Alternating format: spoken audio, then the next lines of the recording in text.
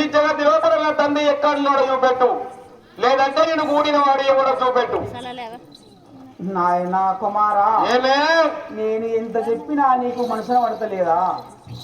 జై వీరాంజనేయులా సాముల వారికి బాలయే